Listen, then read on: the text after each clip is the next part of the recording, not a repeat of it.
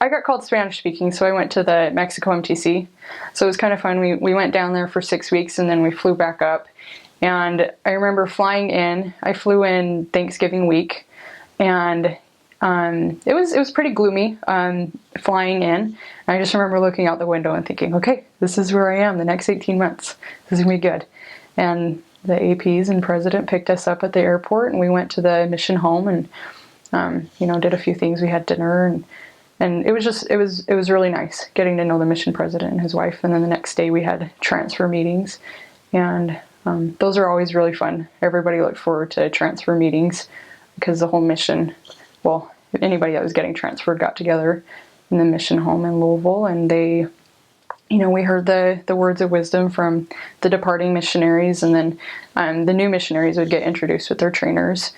And when I got my trainer assigned to me, I remember she ran up to me and hugged me, and then we sat down, and I think one of the first things I thought about was, do we have a car?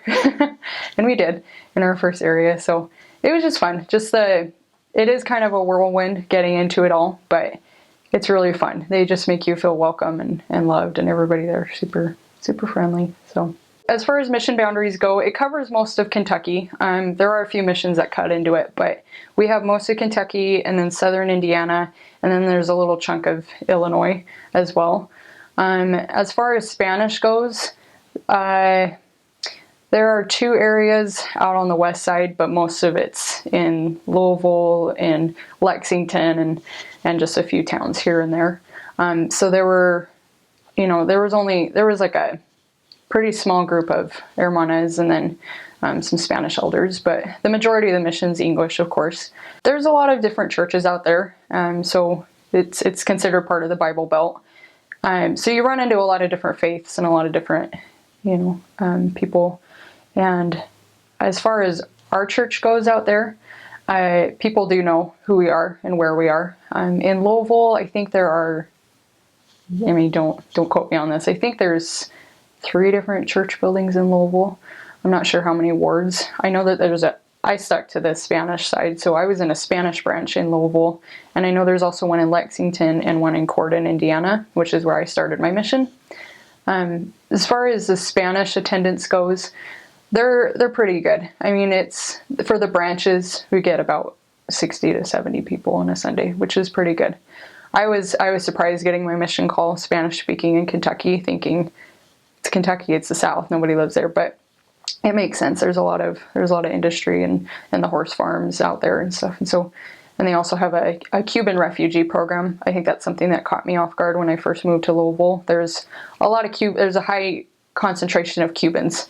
They typically are in Florida, in Miami area, but then a lot of them come up to Louisville and get up there and get going through that refugee program. And so it was really kind of a unique aspect of the mission, was running into so many different cultures in Louisville, Kentucky.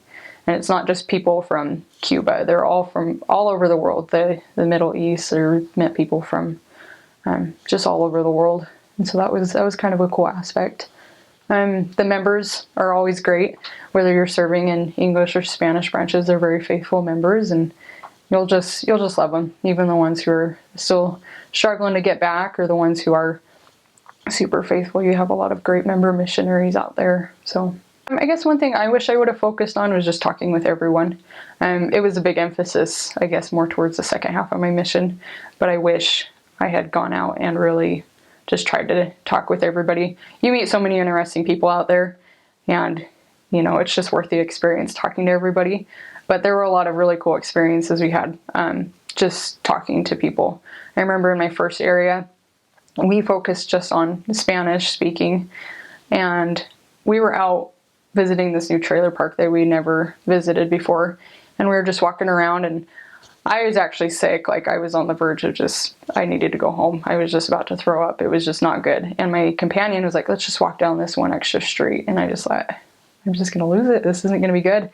And we were walking, and this lady comes out of her house, and she's like, hey, how are you guys doing? We're like, good. She's talking to us. This is great. And so we got talking to her, and she was saying she's pregnant. She and her husband were looking to move out of their house, but they were looking for a new church, a family-oriented church. And we thought, okay, that's our church.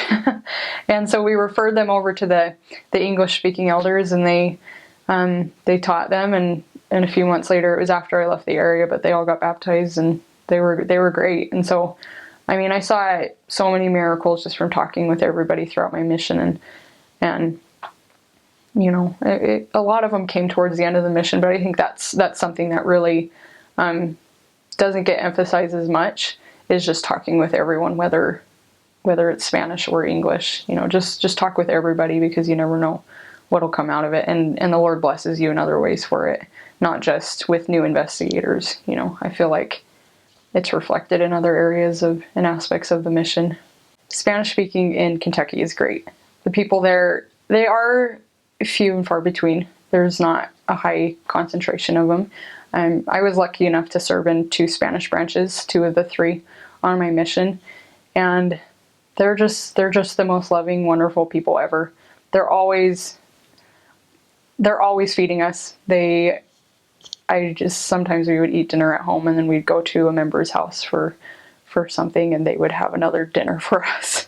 And so they're constantly feeding us. You eat a lot of great food out there, and they're just so loving and giving. They'll just give everything they have, even though they don't have very much. A lot of the people that are there in the mission are either refugees from Cuba, or, you know, people who are, you know, making their way here. And they are very humble people. They don't have very much, but they're very happy, and they're very giving. And I think that was a great example to us, just, you know, seeing how little they do have and the kind of stuff that they have, and yet they value family over anything. And they just, you know, their faith in God runs very deep. And it was really cool to see their examples throughout the mission, just seeing all these different people and how their faith in Christ was carrying them through everything. So I served in the Great Kentucky Louisville mission from October 2013 to April 2015. I started in Corydon, Indiana, and then I went to Hikes, which was in Louisville, and then I moved over to Owensboro, Kentucky, which is on the west side of the mission, and then I went and finished off in Shelbyville,